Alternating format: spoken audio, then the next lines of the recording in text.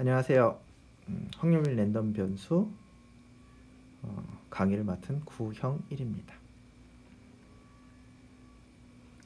확률과 랜덤 변수는 저는 굉장히 중요한 과목이라고 생각하고, 그리고 칠판에 써가면서 강의를 하고 퀴즈도 많이 보고 이러게 되는 과목이라고 생각을 하는데, 우선 아쉬운 대로 코로나 때문에 이렇게 온라인으로 먼저 진행을 하도록 하겠습니다.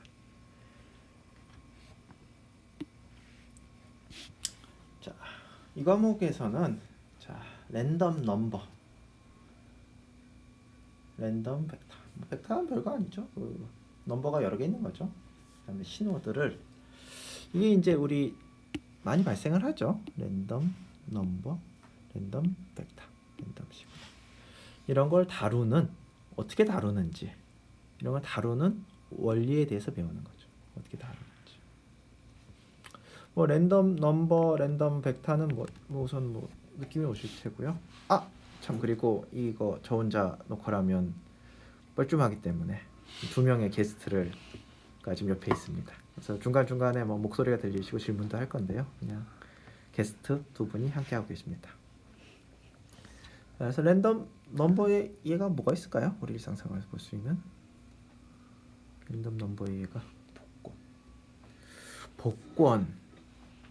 복권을 이제 긁었을 때, 그렇죠? 거기 나오는 숫자를 랜덤 넘버로 볼 수 있죠. 그런가요? 그 복권을 긁었을 때 나오는 숫자가 랜덤 넘버인가요? 긁기 전까지는.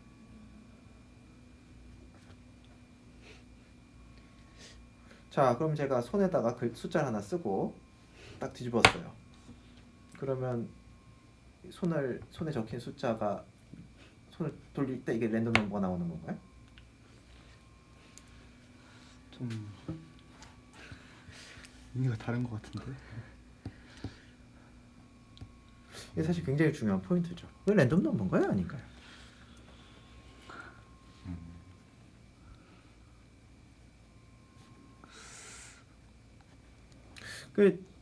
이게 이제 사실은 굉장히 재미있는 질문 중에 하나죠. 그러면 내일 날씨에 내일 비가 올지 안 올지 그거를 0과 1로 표시한다 그러면 그건 랜덤 넘버인가요? 아닌가요? 그것도 랜덤 넘버일 것 같습니다. 그런가요? 저기 원자와 전자의 운동과 배치에 따라서 내일 날씨가 결정되어 있지 않을까요?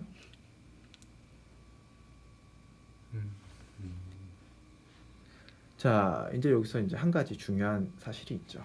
그게 랜덤 넘버가 아닐 수도 있어요. 지금 얘기한 복권 숫자들 랜덤 넘버가 아니죠. 왜냐하면 그 숫자 적혀 있잖아요. 제가 단지 그 숫자 모를 뿐이지, 그 숫자는 정해져 있는 거죠. 제가 지금 그걸 모를 뿐이지. 여러분이 시험을 쳐서 성적을 제가 다 매겼어요. 그 성적이 그 랜덤 넘버로 나오는 건가요? 그냥 몰랐던 숫자를 알게 되는 거죠. 그렇죠. 단 그거를 처리하는 사람 입장에서 특별한 정보가 없기 때문에 이거를 내가 랜덤 넘버가 나오는 것처럼 해가지고 유용하게 쓸 수가 있겠죠. 내일 날씨 같은 경우도 그렇죠. 신은 알 수도 있는데 내 입장에서는 전혀 예측이 안 된다면 또 이걸 확률적으로 모델링해서 처리하는 거죠. 이런 상황에서 그게 랜덤이냐 아니냐 사실 굉장히 무의미한 거죠. 오히려 의미 있는 질문은 내가 저거를 랜덤 넘버로 모델링해서 뭔가 쓸모있는 결론을 얻을 수 있냐, 이런 게 중요한 거죠.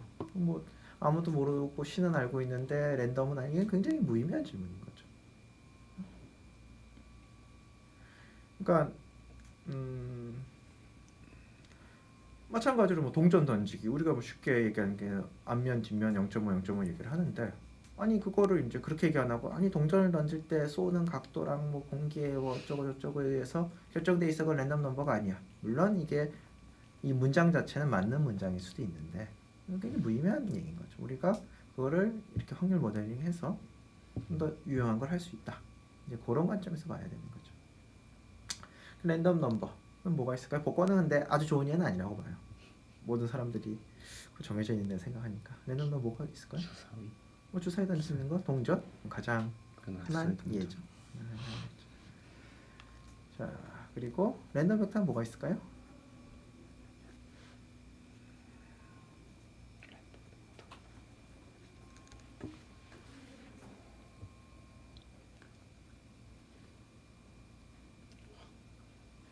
숫자 여러 개 나오는 거요? 사실 뭐 너무 어렵게 생각할 필요가 없어요. 주사위를 2번 던지면 되죠. 그래서 앞에 있는 숫자는 첫 번째 나온 거, 두 번째 있는 숫자는 두 번째 나온 거. 그러면 A, B가 되겠죠. 뭐 학생을 아무나 잡아서 키와 몸무게를 재서 키, 몸무게로 쓰면 그것도 랜덤 벡터가 되겠죠. 자, 그럼 랜덤 시그널은 뭐 어떤 게 있을까요?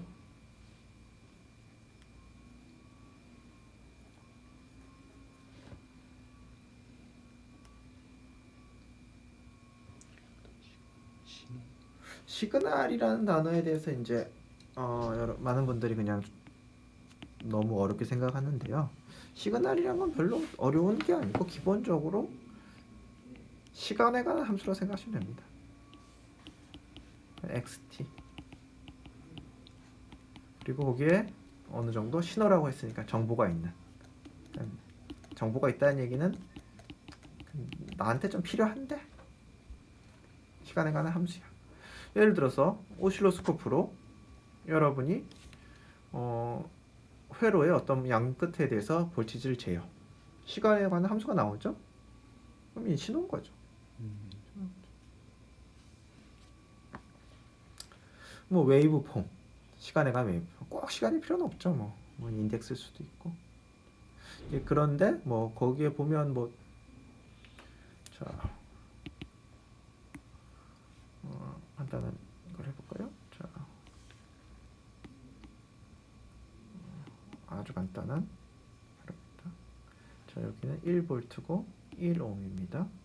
자, 여기에 양 끝에 1V라고 하지 말고 1.5V 건전지를 끼웠다고 하겠습니다. 1.5V 건전지.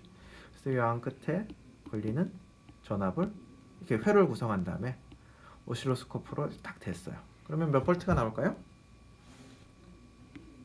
몇 볼트가 나올까요? 1.5V. 몇 볼트가 나올까요? 볼트가 나올까요?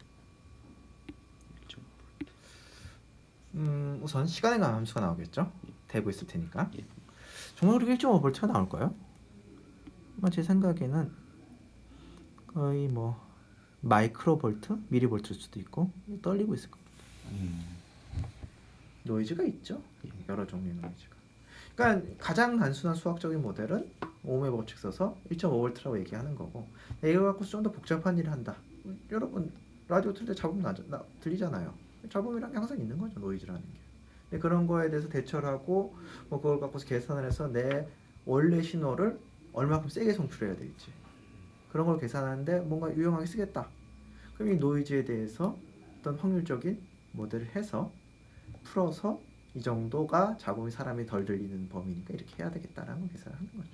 이 상황에서 노이즈 그거 디터미니스틱 한 건데 뭐 전자가 이렇게 가면 생기는 건데 나는 계산할 수 없지만 정해져 있어. 이게 사실 굉장히 무의미한 대답이죠. 지금 그걸 얘기하는 게 아니에요. 나는 지금 모르겠는데 그걸 확률적으로 모델링해서 유용하게 쓰겠다. 이게 되게 중요한 질문인 거죠. 자, 여기서 이제 뭐 그 랜덤 시그널이라는 게 타임 웨이브폼이라는 게 뭐 디자이어드 수도 있고 언디자이어드 수도 있는데 여러분이 뭐 저기 비디오를 이제 압축해서 뭐 비디오를 이렇게 어디 전송한다, 뭐 카카오톡으로 동영상을 전송한다고 했을 때 거기에 적혀 있는 비트스트림 0101은 전혀 랜덤한 게 아니죠. 뭐 원하는 정보가 있는 걸 거잖아요. 그렇지만 뭐 그거를 랜덤 압축해서 보내는 사람 입장에서는 0과 1이 0.5씩 확률로 발생하는 신호로 봐가지고 전송하는 안정적인 절차를 디자인하는 거죠. 뭐 그다음에 이제 만약 그대로 노이즈일 수도 있고 이제 이런 것들에 대해서 뭔가 우리가 어떻게 할 수 있는지 이런 것들에서 배우는 과목입니다.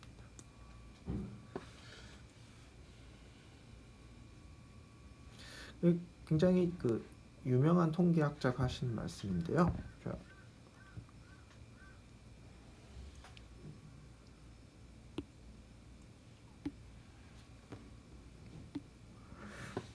all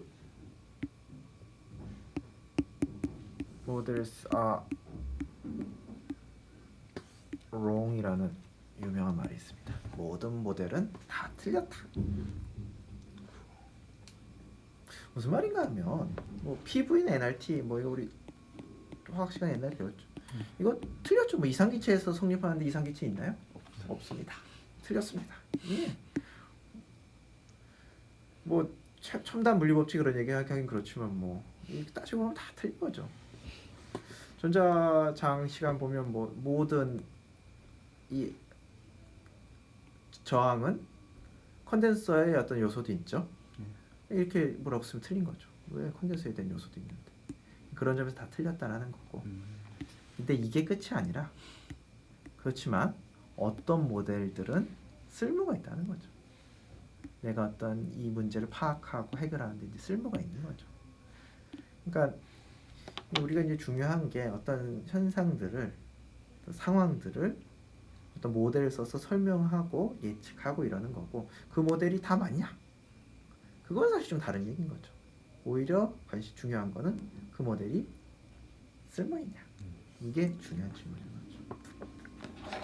자, 이 과목에는 뭐 제 이메일 주소고요. 대부분은 우리 조교님한테 연락하셔서 처리하시면 됩니다. 문경훈 조교고요.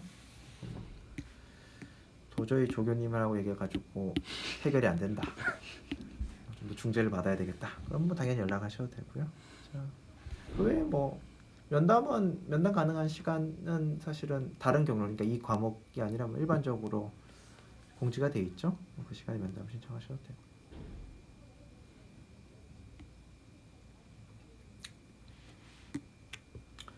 자, 그래서 이 과목에 기본적으로 아셔야 될 거는 집합 이야기 아셔야 되고, 카운팅, NCR, NPR, 요즘에 교과서에서 빠졌던데 NHR이 있죠? 교과서에 배우셨나요? 저번 네 배웠습니다. 배우셨어요? 네. NPR이 있죠. 이제 그런 것들이 필요하고, 그다음에 캘큘러스가 필요하죠. 캘큘러스는 어떻게든 간에 결국은 필요한 겁니다. 지금 내가 좀 부족하다 그러면 지금 하시는 게 가장 좋습니다. 지금은 가장 좋을 때입니다. 하루가 늦어지면 조금 더 힘들어질 겁니다. 그 다음에 선형대수. 선형대수도 캘큘러스보다 조금 덜하긴 하지만 꼭 필요한 겁니다. 선형대수 모르면 적어도 이 시스템 쪽에서 시노미 시스템, 뭐 딥러닝, 머신러닝 이쪽에서 이 두 개를 모르면 그냥 나는 영어를 읽을 수는 없지만 영어 문학을 전공하겠다 뭐 이런 격입니다. 이게 이제 기본적으로 상황을 기술하는 두 개의 언어인데 두 개의 언어라고 해도 그 가장 기본 분락들인데 이걸 모르고서 뭘 하겠다 이제 맞지 않죠? 그 다음에 이제 과제도 그렇고 기본적으로 좀 이번에는 시뮬레이션을 좀 해보는 숙제들 낼 거고요. 그래서 파이썬 프로그래밍도 하실 수 아셔야 되고요.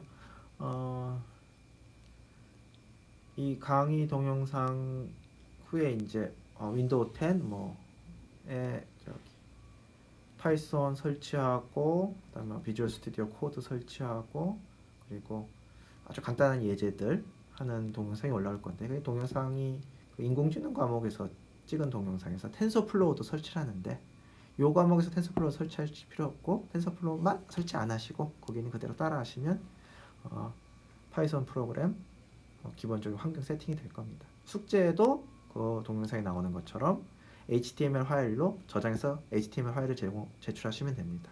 거기에 모든 과정 그려라는 건 다 그려져 있으면 됩니다.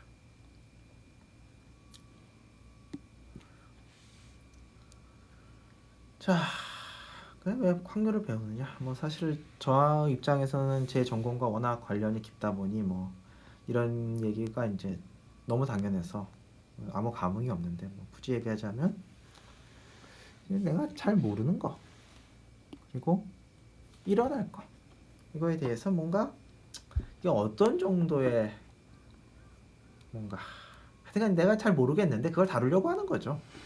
내가 동전을 던져가지고 나오는 게 헤드가 나올지 테일이 나올지 모르겠는데 거기에 돈을 걸어야 되는 거죠. 그럼 몇 대 몇으로 걸어야 되냐는 거죠. 그래 내가 좋은지 이런 거에 되는 거 하는 거죠. 뭐 엔지니어링, 마케팅, 이코노믹스, 날씨, 도박 그리고 사실은 굉장히 많은 곳에 쓰이고 있죠.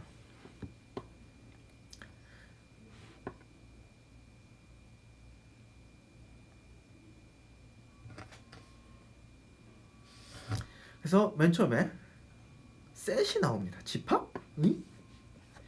저는 그런데 여러분 어떨지 모르겠는데 보통 뭐 하나 공부하겠다고 책을 사죠. 그러면 보통 뭐 21일 만에 완성하는 뭐 이런 책이 저때 많았었는데 첫날 사가지고 한 3, 4일을 이렇게 대강 읽을 거죠. 뭐 앞에 내용 별거 없네 그러면서. 그래서 첫날에 목표를 초과 달성하고 3일까지 끝내고 다음날 각 잡고서 4일째 읽으면 뭔 말인가 이제 이해가 안 되는 거죠. 자, 그러면 이제 질문을 하겠습니다. 아니 확률을 배우려고 왔는데 확률 랜덤 변수 수업을 들으려고 왔는데 집합? 서브셋? 공집합? 이게 왜 나오는 거죠? 공집합? 이거 다 아는데 서브셋 이거 이렇게 쓰죠. 우리 교과서에서 이게 좀 더 익숙한 표현이지만 NP에 포함된다. 프로퍼 서브셋 같지 않다는 거죠. 기호가 좀 마음에 들진 않습니다. 디스조인트 두 개가 교집합이 없다. 뭐 유한집합과 무한집합이 있다. 무한집합은 카운터블과 언카운터블이 있다. 카운터블이 뭐죠? 쓸 수 있는 집합. 1, 2, 3, 4 이렇게 번호를 매길 수 있는 집합이죠. 무한집합 중에 카운터블한 집합이 뭐가 있죠? 정수 집합. 정수죠. 또 하나 더.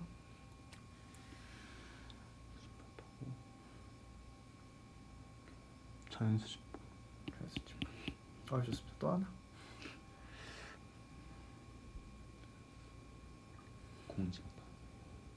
집합은 무한집합이 아니죠. 물론 유한집합은 카운터블이죠. 이런 경우에 이제 질문을 무력화시키는 게 짝수의 집합, 3의 배수의 집합, 질문을 무력화하는 거죠.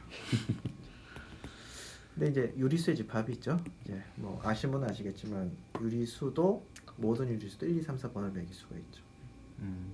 자, 언카운터블 집합은 뭐가 있을까요? 실수 집합. 실수 집합이 대표적이죠. 자, 그래서 나왔어요. 자, 왜 집합 얘기가 나오는 거죠?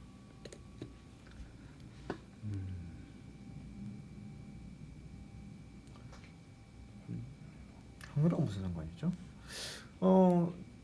저 때는 확률과 집합이 아마 지금도 그럴 것 같은데 교과서 상에서 가장 극과 극에 있었던 것 같아. 시작할 땐 집합의 앞에가 있었던 것 같고 처음에 봤을 때. 근데 왜 뭐지? 그렇죠. 거기다가 합집합, 합집합의 정의, 교집합, 여집합. 뭐 요거는 고등학교 때 명시적으로 다루지 않는 거지만 그래도 연수 문제 많이 나오죠. A 빼기 B. 차집합. 이런 것도 나오고 요거는 집합 이렇게 있습니다. 교집합. 요거죠. A, B. 계속 집합 얘기 계속 나오네요. 그리고 집합의 법칙들이 나오네요. 합집합은 교환법칙이 성립한다. 교집합도 교환법칙이 성립한다. 이게 결합법칙이죠. 합집합은 결합법칙이 성립한다. 결합법칙이 성립한다는 얘기가 사실 괄호를 안 써도 된다는 얘기랑 같은 거죠. 그렇죠? 3 더하기 4 더하기 5라고 우리가 쓸 수 있는 이유는 이거 먼저 하고 이거 먼저 하고 똑같으니까 쓸 수 있는 거죠. 이렇게는 안 쓰죠. 이렇게 쓰나요? 앞에서부터 예산다고 하니까 쓰겠네요. 죄송합니다. 자, 그 다음에 이게 분배 법칙, 드모르간의 법칙. 뭐 여러분 다 안다고 생각하실 수도 있겠습니다. 뭐 이런 게 성립. 뭐 듀얼리티라고 이상하게 들리지만 요 자체 뭐 다 아시는 거죠. 확률 수업을 들어왔는데 확률 얘기는 안 하고 집합이요? 합집합, 교집합, 등목간의 법칙 얘기를 자꾸 하네요. 자, 왜 이 얘기를 하느냐? 확률이라는 게 지금 뭐냐라는 거죠. 확률 이론이라는 게. 자, 샘플 스페이스, 이벤트, 프로버빌리티. 요 세 개가 기본입니다. 세 개가 기본 요소죠. 샘플 스페이스, 이벤트, 프로버빌리티. 자, 따라해보죠. 샘플 스페이스, 이벤트, 프로베빌리티. 이게 확률의 기본이죠. 가장 밑에 있는 거죠. 샘플 스페이스는 기본적으로 모든 아웃컴들을 모아놓은 거죠. 동전 던지기라고 하면 아웃컴이 뭐가 있죠? 아웃컴 가능한 그게. 앞면 뒷면. 자, 앞면 뒷면. 자, 그래서 집합이 만들어졌어요. 뭐 이건 뭐 전체 집합 같은 느낌으로 생각하시면 됩니다. 왜냐하면 이거밖에 없으니까. 그 이벤트는 뭐냐 하면 저거의 부분 집합이죠. 부분 집합이 뭐가 있죠? 공 H 공집합, H, H H, T AT HT. 둘 다 있는 HT. 자기 자신. 총 4개의 부분 집합이 있죠. 요 하나하나를 이벤트라고 하는 거죠. 뭐 사실 공집합 좀 설명하기 말로 하기 그렇고요. 뭐 앞면이 나오는 이제 하나요. 앞면이 나온 이벤트, 뒷면이 나온 이벤트. 이벤트. 앞면 또는 뒷면이 나온 나온 이벤트. 그리고 확률이란 건 뭐냐 하면 요 이벤트 하나하나에 숫자를 할당해 주는 거예요. 공집하면 얼마나 할당할까요? 0. probability는 여기 적혀있듯이 여기서 기울 A를 썼네요. A를 바꾸겠습니다. A에서 0과 1로 가는 함수인 거죠. H는 얼마를 줄까요? 확률을? 1. 1이요? 2분의 2분의 1. 뒷면은요? 2분의 1. 앞면 또는 뒷면은? 1. 그러면 이게 지금 모델 하나를 만든 거죠. 샘플 스페이스는 H와 T로 이루어진 집합이고 이벤트는 우리가 4가지 썼고 그다음 프로버빌리티는 0, 2분의 1, 2분의 1, 1 이렇게 할당을 한 거죠. 자, 이 모델을 좀 뒤틀어 볼까요? 다른 거 써보고 다른 모델 해볼까요? 자, 동전인데 동전이 조금 찌그러져 있어요. 그래서 앞면이 좀 덜 나와. 뒷면이 더 많이 나와요. 그러면 어떻게 되죠? 3분의 1? 3분의 2. 이거는 또 다른 모델인 거죠. 내가 동전이 있는데 아까 동전과 지금 동전의 또 다른 모델이죠. 어느 모델이 맞는 거죠? 보통 앞서 어떤 분들이 분당하게 어려웠을 때 어떤 모델이 맞는 거죠? 상황에 맞는 모델이 그렇죠. 네. 모든 모델은 원래 다 틀렸죠. 단 지금 내가 갖고 있는 동전, 내가 지금 할 일에 앞에 모델이 맞냐, 뒤에 모델이 맞냐, 그건 있을 수 있겠죠. 일반적으로 이게 뭐 아니 2분의 1이 어떻게 알아요? 그 저기 뭐야 전자현미로 봤을 때 앞뒤 대칭 맞나요? 대칭이 아닐 테고 당연히 대칭이었다고 치더라도 그럼 대칭이면 2분의 1 나오는 거 맞나요? 이제 그건 인간의 영역이 아닌 거죠.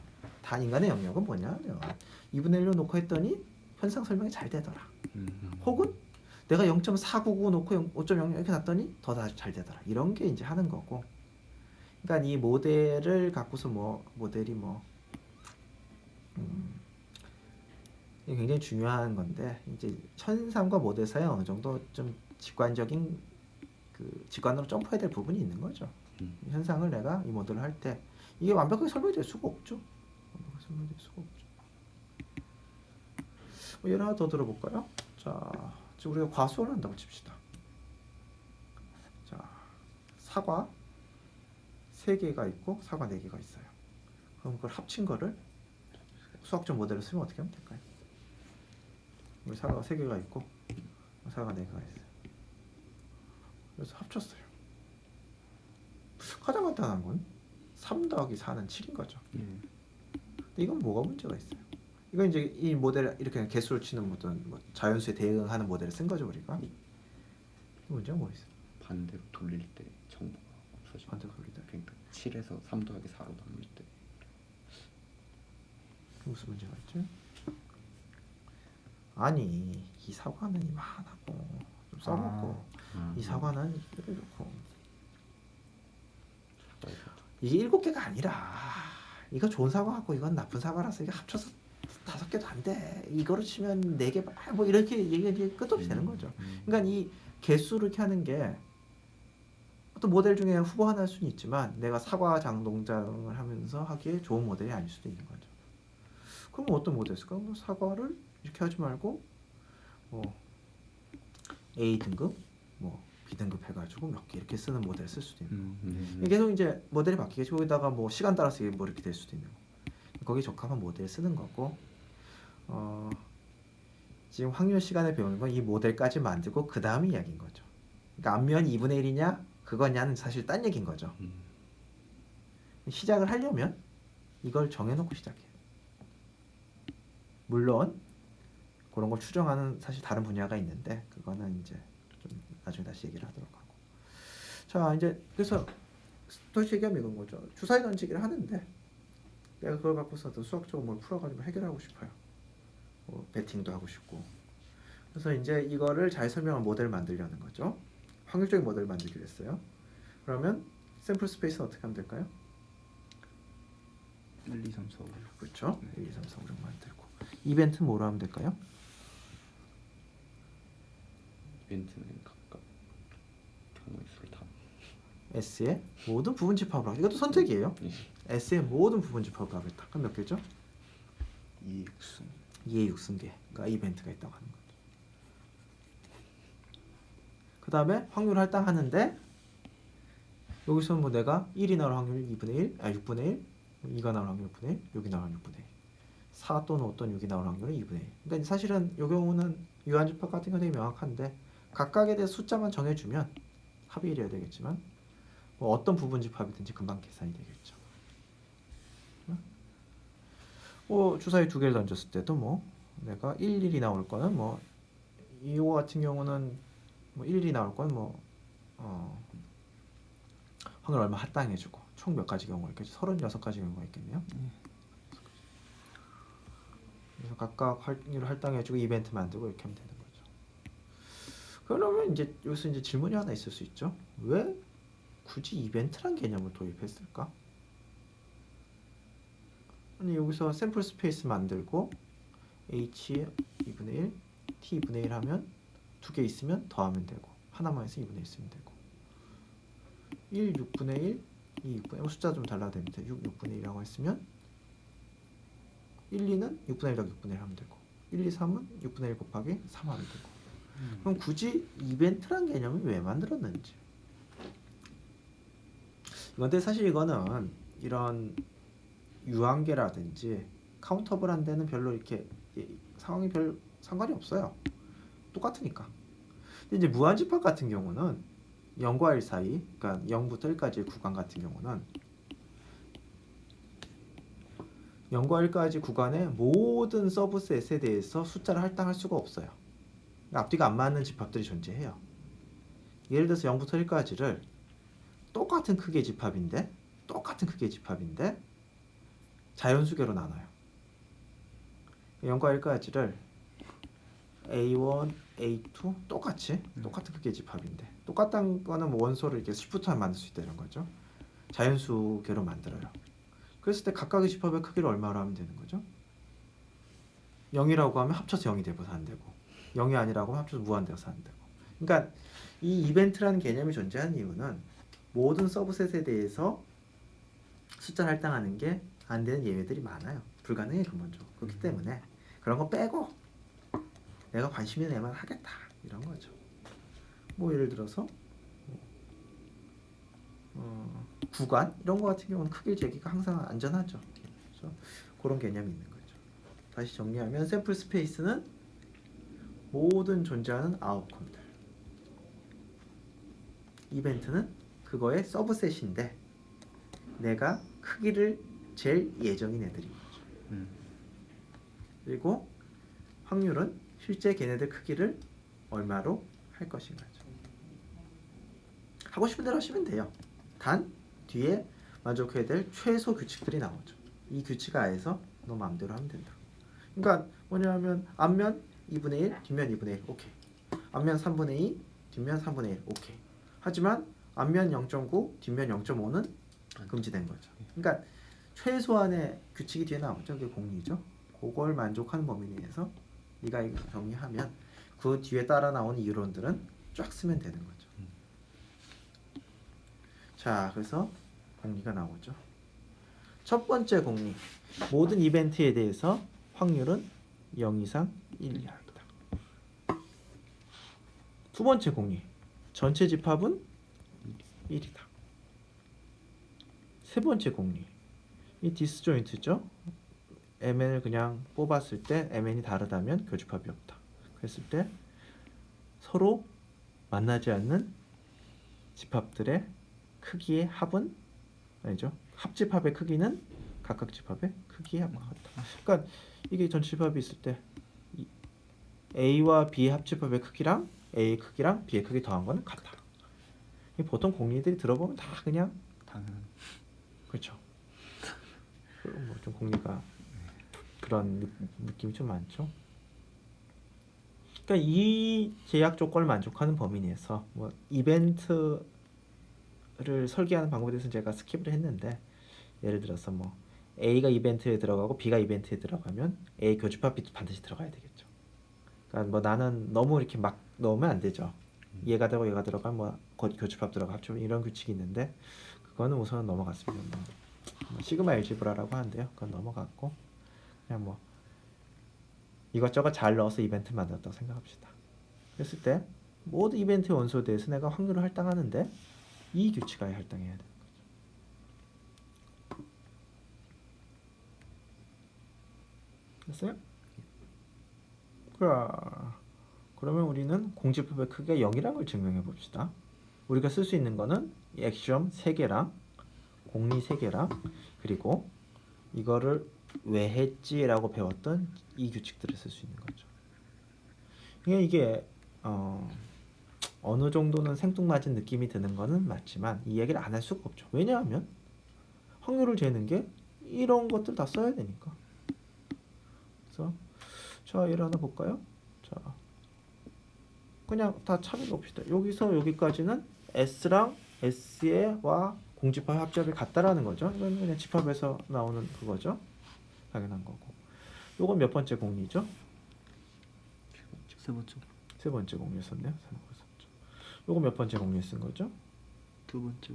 아니. 여기서 여기까지 쓴 거죠. 사실은 1부터 시작하는 게 좀 더 명확한. 이렇게 되면 여기가 두 번째 공리죠. 근데 그럴 필요는 없네. PS가 양쪽에 들어가니까 요게 나오네요. 그러니까 이 공리로부터 공집합의 크기는 0이라는 게 자연히 나오는 거죠.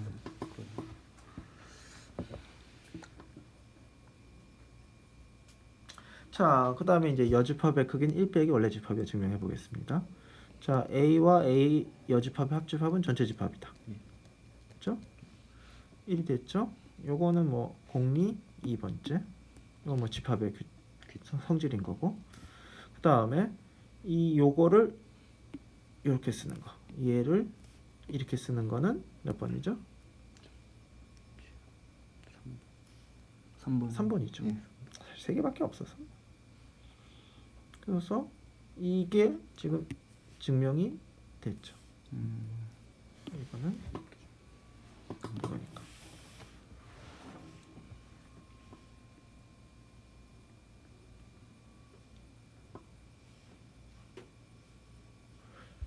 자, 좀 가려서 안 보이긴 하는데, 자, A가 B에 포함되면 확률은 커진다. 증명해 보겠습니다. 자, 그럼 B는 이게 쓸 수 있죠. 이건 B 빼기 A죠. B는 A 합집합 B 빼기 A니까. 자, 그리고 두 개는 교집합이 없죠. 그래서 P B는 P A 더하기 P B 빼기 A. 이게 몇 번째죠? 또 지금 세 번째죠. 예. 근데 얘는 0 이상이라는 건 몇 번째죠? 일. 첫 번째죠. 예. 이렇게 하게 됩니다. 아,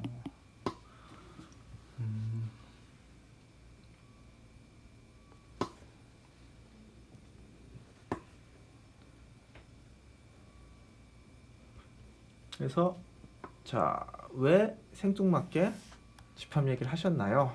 자, 확률이라는 게 집합의 크기를 재는 겁니다. 확률이라는 게 집합의 크기를 재는 거예요.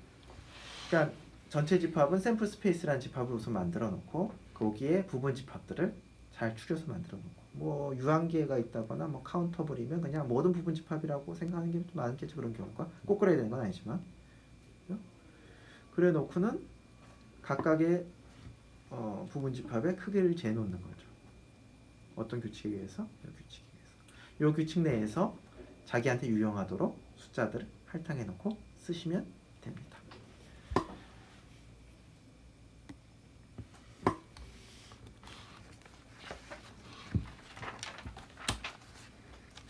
자, 이번에는 뭐 또 다른 예인데요. 이번에는 이제 카운터블 하지 않네요. 자, 뭐냐면 이런 뭐 데다가 놓고 이렇게 있고 이걸 휙 돌리는 거죠. 뚜루루루룩 돌다가 어느 순간에 멈추겠죠. 근데 이게 이제 연속인 거죠. 그러니까 나올 수 있는 숫자는 0부터 100까지 무한히 많은 언카운터블인 경우가 나오는 거죠. 그랬을 때 샘플 스페이스는 어떻게 되겠어요? 샘플 스페이스는 적혀 있네요. 이게 샘플 스페이스죠. 이제 이 경우는 S의 모든 부분 집합을 이벤트로 했다가는 앞뒤가 안 맞는 사태가 발생하는 거죠. 아까 말씀드렸듯이 이런 데서는 이 집합의 크기를 0이라고 해도 문제가 생기고 아니라고 해도 문제가 생기는 집합들이 있는 거죠. 근데 그런 집합들은 뭐 저도 한번 본 적은 있지만 참 쓸데없는 집합들인 거죠. 내가 그 집합의 크기를 관심이 없어요. 내가 그 집합에 크게 관심이 없는 집합들이에요. 오히려 관심 있는 집합들 x1과 x2 사이에 떨어져 요 구간에 들어온다든지 이런 경우들은 다 잘 되죠. 그래서 뭐 예를 들어서 이제 여기서 이벤트들을 뭐 어떤 구간들 혹은 구간들의 교집합으로 표현할 수 있는 당연히 구간들이겠죠. 구간들의 합집합을 표현할 수 있는 그런 거 모두를 다 모아놨다고 생각하면 되겠습니다. 그게 이제 굉장히 쓸모있는 우리한테 필요한 이벤트들의 집합인 거죠. 구간 혹은 구간들의 유한 합집합을 표현할 수 있는. 그럼 뭐 교집합도 들어가고 합집합도 들어가겠죠. 그러고는 요 이벤트의 모든 원소에 대해서 크게 할당해 주는 건데 크기를 할당해 준 기본이 그 구간의 길이를 100으로 나눈 거죠. 샘플 스페이스는 0부터 100까지의 모든 수인데 이벤트는 거기에 있는 구간들 혹은 유한한 구간들의 합집합. 우리 이벤트를 다 잡고 그 모든 이벤트에 대해서 크기를 할당해 주는데 크게 할당한 규칙은 그 각 구간 길이의 합. 그러면 요 이벤트라는 걸 구체적으로 줬을 때 이 이벤트의 크기는 이건 거죠. 그러면 뭐 따져보면 뭐 앞에 있는 그 액시엄들을 다 만족을 할 거예요. 액시엄들 뭐 0과 1 사이에 있어야 된다. 0과 1 사이에 있어야 되겠죠. 그 다음에 전체 집합의 크기가 1이어야 된다. 그렇죠? 그 다음에 뭐 서로 구간의 길이 합이라고 했으니까 구간의 길이가 뭐 겹치지 않으면 길이는 뭐 합치면 똑같겠죠. 그러니까 이게 이 우리의 어떤 확률적인 모델이고 샘플 스페이스, 이벤트, 프로버빌리티한 거고 공률 만족하는 거고 그리고 쓸모가 있는 거죠. 예를 들어서 0부터 100까지인데 90과 100 사이에 들어가면 얼마를 주겠다. 너가 건 돈에 9배를 주겠다. 그럼 계산해보는 거죠. 10분의 1인데 나올 확률이 9배 주면 손해인데 하지 말아야지. 이런 게 이제 뒤에 부분은 이제 쓸모인 거고, 지금 이런 모델은 괜찮은 거죠. 근데 뭐 예를 들어서 이제 가만 봤더니 뭐 어느 부분은 뭐 너무 미끄럽게 나가지고 쑥 지나가게 생겼다라든지, 뭐 폭이 뭐 이상하다든지, 뭐 그러면 숫자를 마킹해 놨는데 1과 2는 이게 길게 떨어져 있는데 2와 3 붙어 있다. 이러면 이제 이 모델은 별로 좋은 모델이 아닌 거죠. 그 상황을 설명하는데. 또 다른 모델을 만들어서 그 사람하고 해보는 거고. 자, 이렇게 되겠습니다. 그러니까 S, A, B 샘플 스페이스, 이벤트, 프로버빌리티, 이게 기본 중에 기본인 거죠. 이게 이제 그리고 뭐 대단한 건 아닌데 사람들이 당황한 것 중에 하나가 그러면 뭐 저는 이걸 뭐 굳이 넣고 싶진 않지만 이벤트에다가 원소 하나 있는 걸 넣었다고 칩시다. 그럼 뭐 아까 했던 규칙에 의해서 계산해 보면 0이 나오는 거죠. 원소 하나짜리, 뭐 예를 들어서 0.3이라고 할까요? 그러니까 0부터 100까지 0부터 100까지 가 샘플 스페이스인데 그중 이벤트 중에 하나를 숫자 하나 0.3을 넣었다고 해보겠습니다. 그랬을 때 이 이벤트의 크기는 얼마가 돼야 되느냐라는 거죠. 이벤트의 크기를 0보다 크다고 하면 이제 뭐 이거 자꾸 합치다 보면 이제 무한대로 나가겠죠. 그냥 0으로 두게 되는 거죠. 뭐 그리고 뭐 극한으로 계산해봐도 그렇게 나올 거고. 그러면 이제 많이 하는 질문, 아니 확률이 0인데 왜 발생을 하냐는 거죠. 어떻게 설명하면 될까요? 뭐 여기 굉장히 다양한 설명이 있어요. 다양한 설명이 있다는 얘기는 뭐 속 시원한 설명이 없다는 뜻일 수도 있죠.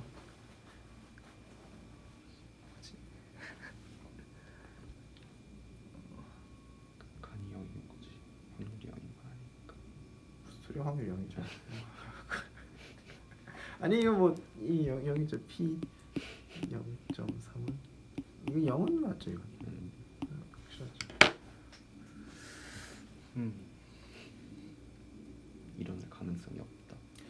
자, 확률은 집합의 크기예요. 저 집합의 크기를 0으로 보는 게 타당한 거죠. 그런데 뭐가 문제인 거죠? 그냥 저는 뭐 이런 식으로 설명을 해요. 아니 뭐가 문제라는 거죠? 그거를 내가 뭐 100번 하면 한 번 나오지, 이거는 그냥 개인 해석인 거죠. 여기 적혀있던 어떤 내용과 그런 얘기 적혀있는 적 없어요. 확률은 이렇게 정의하고 이렇게 앞뒤가 맞다라고 얘기를 하고, 저러면 공리와 뭐 아무것도 충돌하지 않는다, 끝인 거지. 저기 0 나왔다고 뭐 그거에 대해서는 해석은 그냥 0이다. 뭐 0이다 뭐 어쩌라고, 이런 해석을 저는 좋아하고, 뭐 보통 더 많은 설명들은 0.3이라고 보통 얘기하지만 우리 0.3이라고 얘기하는 거는 0.300과 0.300 이런 걸 얘기하는 거라는 거죠. 그래서 확률이 뭐 조금 있는 거죠. 0.3이라는 게 이제 사실은 이건데,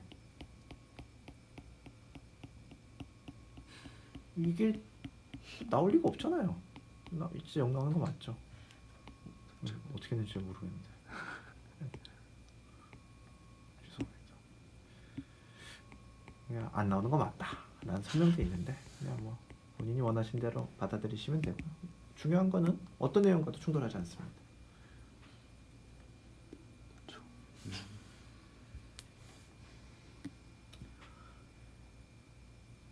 자, 그래서 정리하면 샘플 스페이스를 만들고, 그 다음에 이벤트를 만드는데 내와 상관이 있는 이벤트를 뭐 더 만들어도 되겠지만 덜 만들면 안 되겠죠.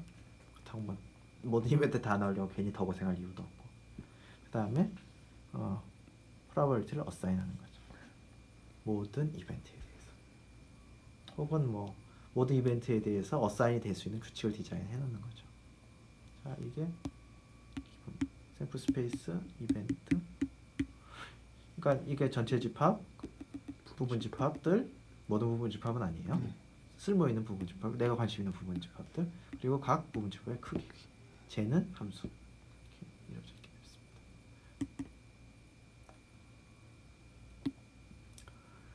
자, 이제 확률에 대해서 저렇게 수학적으로 정의가 되는데, 이제 그거에 대해서 이제 가장 흔한 해석을 얘기하는 거죠. 그러니까 아까도 말씀드렸지만 수학과 현실과는 어느 정도 생각의 점프가 필요해. 이걸 뭐 증명할 수가 없어. 왜 확률이 상대적인 빈도여야 되는데요?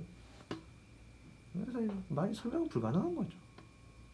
단지 이 상대적인 빈도를 설명하기 위해서 확률을 쓰면 좋더라. 혹은 이걸 잘 설명하기 위해 확률이 만들어졌더라. 이렇게 생각하는 말이 되죠. 그래서 이제 근데 많은 경우에 이제 이게 가장 많이 생각하는 확률 0.5라는 거는 네가 1000번 하면 500번쯤 나올 거야. 이런 정도로 해석을 하는 거죠.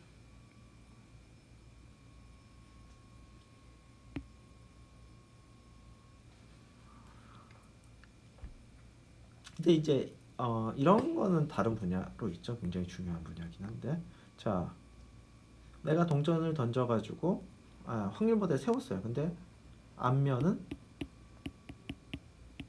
P라고 두고 뒷면은 1 빼기 P라고 뒀어요.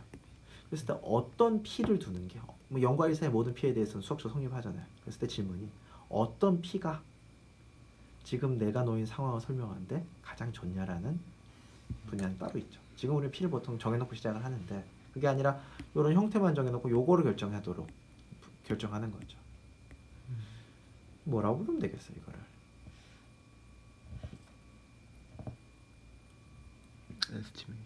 에스티메이션 시어리인 거죠. 그러니까 파라미터를 내가 뭐로 추정하는 게 지금 상황을 설명하는데 제일 좋으냐 이거죠.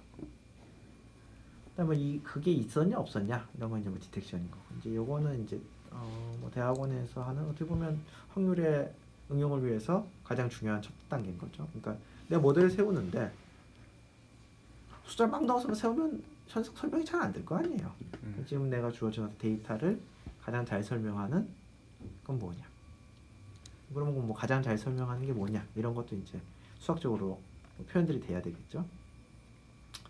이런 게 하나 열 수 있는 거죠. 그냥 앞면이 나오는 게 0.5고 모델 다 정해놓은 거죠. 그랬을 때 1000번 던졌더니 514번, 뭐 대략 0.5번 나왔다.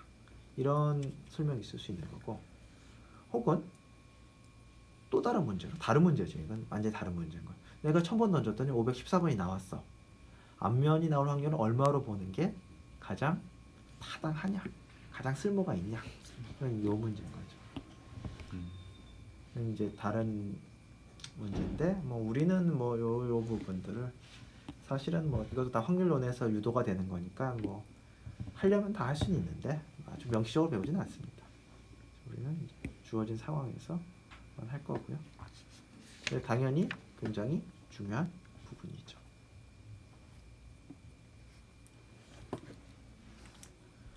자, 그 다음에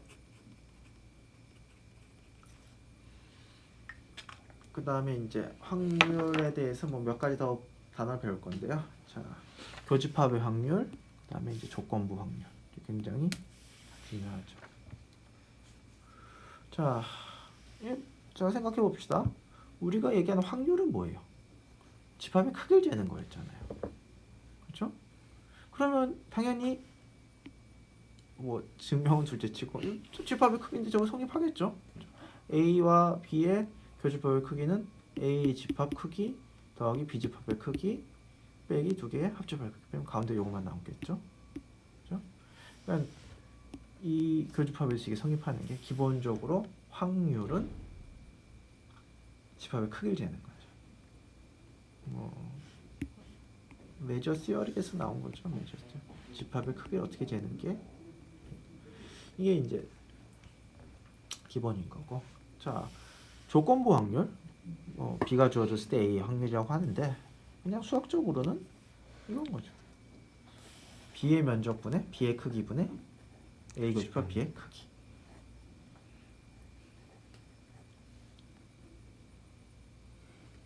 뭐 당연히 B는 0이 아니어야 되겠죠. BB가 0이 아니어야 되겠죠.